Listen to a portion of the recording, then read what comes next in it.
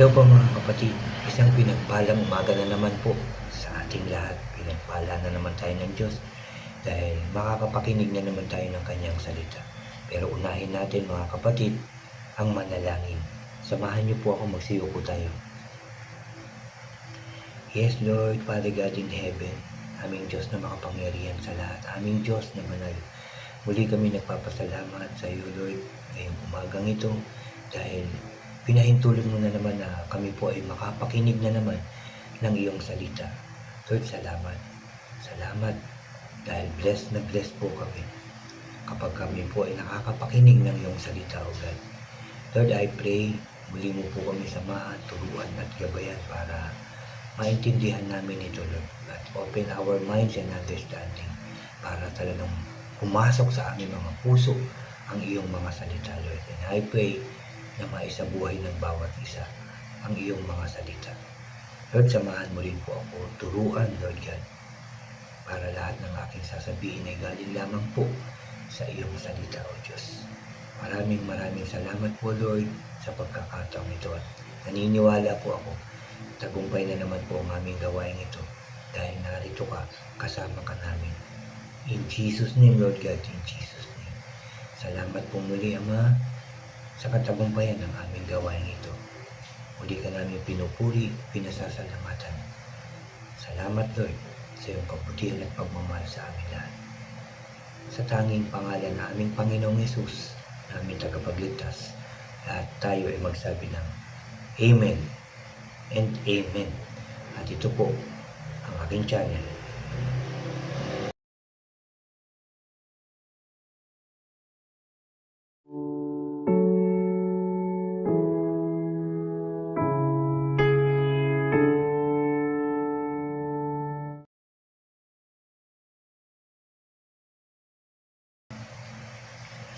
Hello po ulit mga kapatid. Ulitin ko lang, isang pinagpalang umaga na naman po sa ating lahat.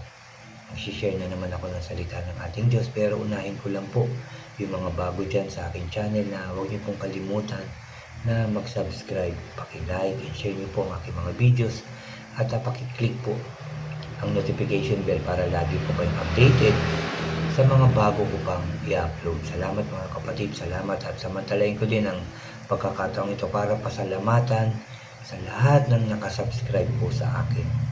Maraming salamat po at magpatuloy po tayo makinig ng salita ng ating Diyos. Salamat po sa patuloy niyong pakikinig, panonood ng sharing kong ito ng salita ng ating Diyos. Salamat po at God bless po sa inyong lahat. Dito nga po ako mag-share sa Psalms 138 po yung aking i-share na ito ngayong umaga, at ito ay may pamagat po na Thank you Lord. Dito po ulit ako magbabasa sa Pinoy version po, ang Bible Pinoy version po. So mag-start na po tayo. Psalms 138 verse 1 hanggang 8 po ang aking i-share sa inyo. Sabi po dito, Lord, mula sa puso ko, thank you. Kakanta ako, pupurihin kita sa harap ng mga Diyos. Yuyuko ako sa harap ng temple mong banal. Magpapasalamat ako sa wagas mong pag-ibig at katapatan. Kasi ginawa mong pinakamataas ang pangalan at salita mo. Nung tumawag ako sa iyo, sinagot mo ako. Lalo mo pang pinalakas ang loob ko. Verse 4. Lord, pupurihin ka ng lahat ng hari sa mundo kasi naririnig nila ang mga promise mo. Kakantahin nila ang tungkol sa mga ginawa mo kasi sobrang galing mo. Lord, concerned ka pa rin sa mga kawawa at ang mayayabang di makapagtago sa iyo. At verse 7, pag nasa gitna ako ng gulo, iniingatan mo ako, hinaharap mo ang galit ng mga kaaway ko. Lakas mo ang nagliligtas sa akin. At verse 8 po, gagawin mo lahat ng pinangako mo, walang hanggang ang pag-ibig mo, Lord. Tapusin mo sana kung anong sinimulan mo. Amen and amen. Salamat sa salita ng ating Diyos. Salamat. Sulat ito ni Haring David. Talagang labis siya magpasalamat sa ating Diyos. Talagang lahat sinasabi niya. Mula sa puso ko, thank you. Sabi pa niya, kakanta ako sa katapatan. Kakanta ako, sabi niya, magpapasalamat ako sa wagas mong pag-ibig at katapatan kasi ginawa mong pinakamataas ang pangalan ng salita mo. Nung tumawag ako sa iyo, sinagot mo ako, lalo mo pang pinalakas ang loob ko. No, yan po yung verse 1 to 3, mga kapatid. Verse 1 to 3 po yan. At verse 4 to 6, Lord, purihin ka ng lahat ng hari sa mundo kasi narinig nila ang mga promise mo. Kakantahin nila ang tungkol sa mga ginawa mo kasi sobrang galing mo. Lord, kahit na napakataas mo, Lord, concerned ka pa rin sa mga kawawa. At ang mayayabang, di makapagtago sa iyo. At 7 and 8, pag nasa gitna ako ng gulo, iniingatan mo ako, hinaharap mo ang galit ng mga kaaway ko. Lakas mo ang nagliligtas sa akin. Gagawin mo lahat ng pinangako mo, walang hanggan ang pag-ibig mo, Lord. Tapusin mo sana kung anong sinimulan mo. Amen. Ulitin ko lang, sinulat ito ni Haring David, no? Kasi talagang napakabuti ng Diyos. Nung panahon ni Haring David hanggang ngayon, hindi naman nagbabago ang Diyos. Excuse po. Hindi naman nagbabago ang ating Diyos hanggang ngayon. Diba? Sabi nga sa ating aking na-share nung last time na yung forever magmahal si Lord. Kaya hanggang ngayon, forever pa rin magmahal si Lord, hindi siya nagbabago. Kaya lagi dapat natin siyang pasalamatan. Kagaya ni Haring David, purihin natin siya. Kakanta ako, pupurihin kita, sabi niya, sa harap ng mga Diyos. Yuyuko ako sa harap ng temple mong banal. Pagpapasalamat ako sa wagas mong pag-ibig at katapatan kasi ginawa mong pinakamataas ang pangalan at salita mo. Pinakamataas talaga ang pangalan ng ating Diyos at ang kanyang salita. Ito dapat ang ating tinitingala. Ito dapat ang ating sinusunod. Ito dapat ang ating sinishare sa ibang tao. Kasi nasa taas ang salita ng ating Diyos. Para sa atin ito, mga kapatid.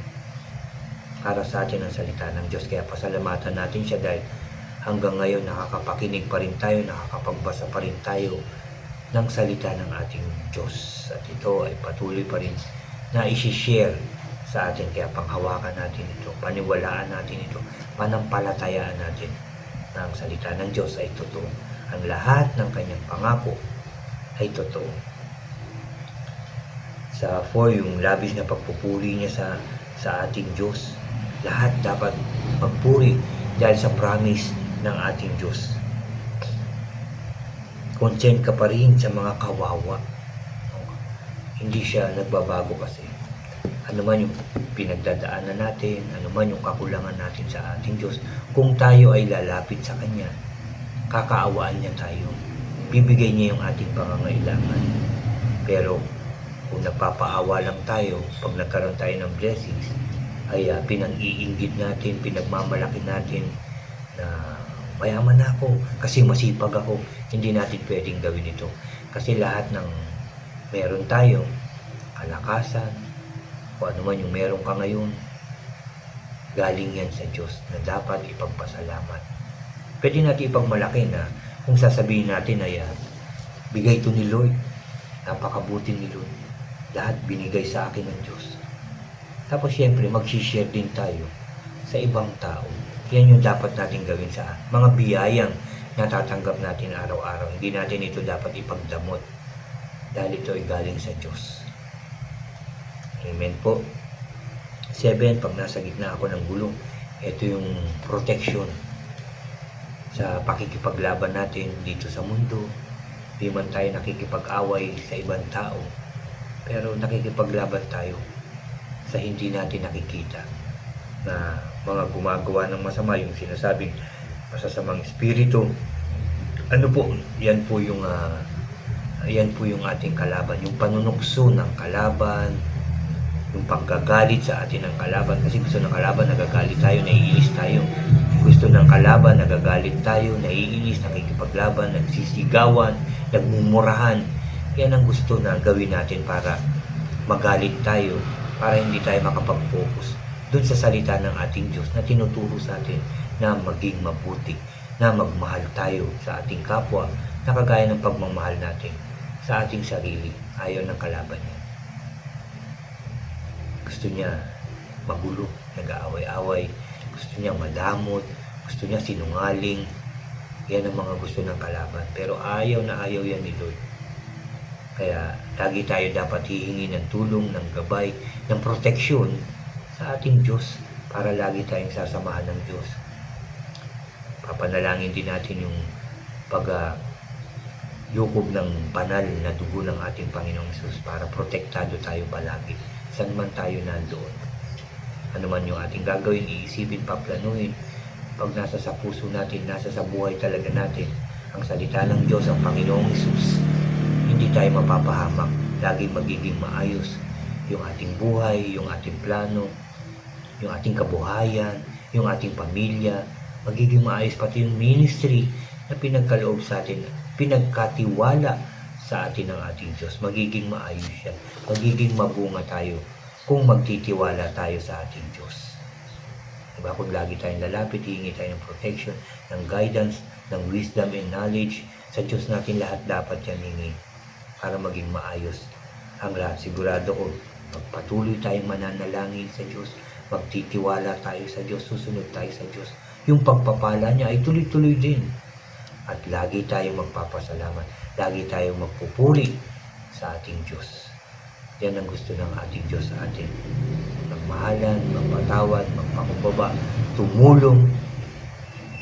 Lalong-lalo na ang maghayag, mag-share ng salita ng ating Diyos sa lahat ng tao. Huwag natin pipiliin yung mga taong share natin ang Word of God. Tuloy-tuloy lang, mag-share tayo. Kahit pa sa tingin mo hindi nakikinig, si Lord ang bahala dyan. Hihipuin niya yan. Para yung mga salita na kanyang naririnig na galing sa Diyos, talagang maramdaman niya, tumago sa puso niya, at ito'y manatili sa puso hanggang ito ay magbunga. Si Lord ang gagawa niyan. Basta tuloy-tuloy lang tayong mag-share ng Word of God. Tuloy-tuloy lang tayong gagawa ng mabuti sa ating kapwa. Tuloy-tuloy lang tayong magmamahal, tuloy-tuloy lang tayong magpapatawad, kahit ano pa yung nagawa sa atin ng ating kapwa. Yan ang gagawin natin. At ulitin ko lang, at magpapatuloy ang biyaya ng Diyos sa ating mga buhay. Amen po. At yan po yung aking sharing ngayon.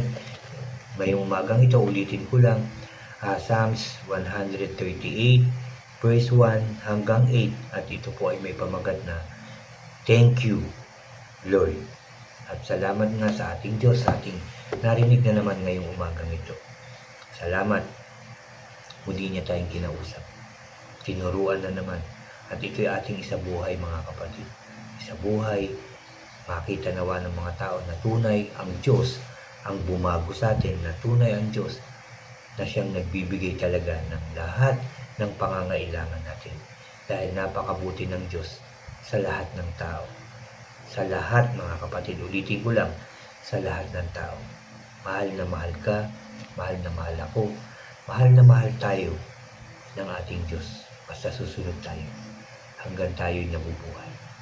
Salamat sa salita ng Diyos at salamat sa kabutihan at pagmamahal ng ating Diyos. Mga kapatid, muli tayong mananalangin. Ipagpapasalamat na naman natin ang pagkabasa, pagkadinig at pag-aaral natin ay pinahintulot ng Diyos ngayong umagang ito. Magsiyo po tayo. Yes, O God. Yes, O God. Yes, Lord, Father God in heaven, muli kami nagpapasalamat sa pagkakataon na pinagkaloob mo na naman ngayong umaga na kami makapakinig ng iyong salita. Salamat Lord at muli mo kaming kinausap. And I pray na maisabuhay namin na naman ang aming narinig at napag-aralan ngayong umagang ito, Lord God. Isabuhay, magbunga sa aming mga puso at tunay na lagi kami magpasalamat at magpuri sa iyo. Lagi kami magmahal, magpatawad at magpakumbaba. Lahat ng tao, Lord God, lahat ng tao. Ipuin mo mga puso, Lord, para lumapit sa iyo, magbalik loob sa iyo, magpuri at magpasalamat sa iyo. Dahil yan ang nararapat namin ginagawa. Dahil ikaw ang nagbigay ng lahat, ikaw ang nagbigay buhay sa amin at patuloy na nagbibigay sa amin. Thank you, Lord. Thank you, Jesus. Thank you, Holy Spirit. Ama sa langit, nanalangin ako para sa lahat ng nakapakinig na naman ng iyong salita. Lord, ingatan mo sila, proteksyonan mo sila, gabayan mo po sila, samahan, saan man sila pupunta, ano man ang kanilang gagawin, sa loob at labas ng tahanan o pagtatrabaho sa kanilang pinagtatrabahuan, Lord. Samahan mo sila at proteksyonan. Pagpalain mo po sila. Ipagkaloob ang lahat ng kanilang pangangailangan sa buhay. At kung sino man sa nakakapanood nito, Lord God, nakakapakinig nito, kung ano man yung kanilang nararamdaman physically, pagalingin mo po sila. Dahil walang imposible sa iyo, Lord. Lahat ng klaseng sakit, kaya mo pagaling. Kaya sa mga oras na to, sa lahat ng nakikinig, nanonood ng sharing kong ito, pinagaling mo na po sila. In Jesus' name. In Jesus' name. Panampalatayaan lang nila dahil ito'y tinupad mo na, Lord. Lord, huwag mong pabayaan ng lahat ng tao na nakakapakinig ng iyong salita at nagsasabuhay nito. Proteksyonan, gabayan, pagpalain, ayusin ang kanilang pamilya, ayusin ang kanilang ikinabubuhay, O God. Huwag mo po silang pababayaan. Sampu ng kanilang mga mahal sa buhay, Lord God. In Jesus' name.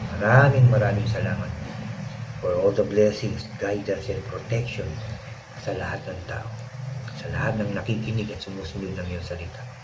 Salamat po. Salamat po. Salamat po.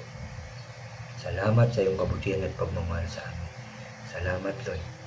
Magiging mas maayos, mas masaya, mas masagana, payapa, tagumpay ang aming mga buhay, lalo na ang bansang Israel na iyong pinili. Magiging maayos, masaya, masagana at tagumpay ang kanilang buhay. Payapa na, in Jesus' name.